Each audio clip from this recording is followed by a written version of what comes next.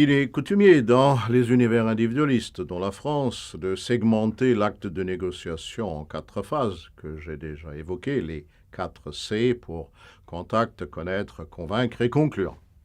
Cependant, cette démarche sera totalement inappropriée en Allemagne, dans la mesure où, entre professionnels dignes de ce nom, on passe tout de suite à l'argumentation technique, pour voir si on a un intérêt mutuel à faire perdurer le contact ou non.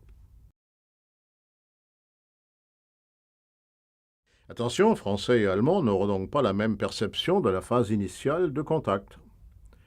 Pour l'Allemand, l'autre est d'abord une menace. Un Allemand aura ainsi tendance à ne pas accepter d'engagement, de liens personnels fragilisants, de ne pas se laisser mouiller.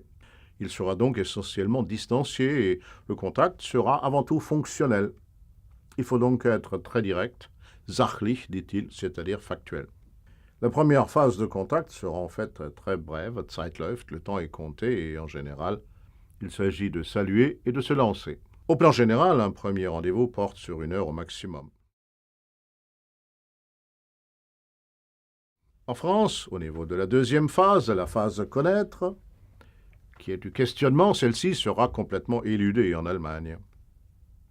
Point de questionnement préalable avant de s'être soi-même engagé, c'est-à-dire d'avoir présenté ses facteurs de différenciation, ses facteurs de distinction. Il ne s'agira donc pas en Allemagne de pratiquer une vente orientée client avec un maximum de questionnement, mais plutôt une vente orientée produit. Témoignez donc immédiatement de vos excellences, de vos spécialités. C'est encore ce que les Allemands appellent une présentation et que les sociologues anglo-saxons appellent l'engagement. On se focalise strictement sur ces domaines d'excellence, là où on a beaucoup de références. Une projection, c'est-à-dire la présentation d'un produit en développement, est perçue comme un Spoutnik en bois, ne venir qu'avec de l'avéré. Au plan du contenu de l'argumentaire, il faut énoncer d'abord les caractéristiques du produit, les hard facts. Ensuite, et uniquement, au cours de la discussion technique, on pourra parler des autres éléments d'argumentation que sont les avantages clients, les bénéfices clients, les apports au sens de la compétitivité ou au plan financier.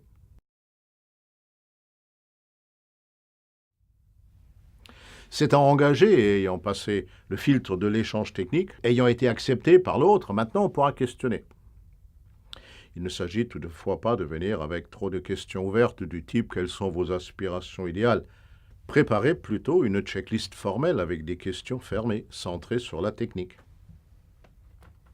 Les caractéristiques techniques que votre interlocuteur aimerait avoir dans un produit déterminé, les gaps opérationnels qu'il aimerait lever, les nouvelles fonctionnalités qu'il aimerait avoir.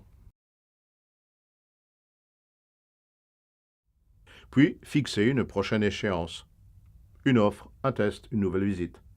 C'est un excellent moyen pour vérifier si votre interlocuteur a été sensible à votre proposition.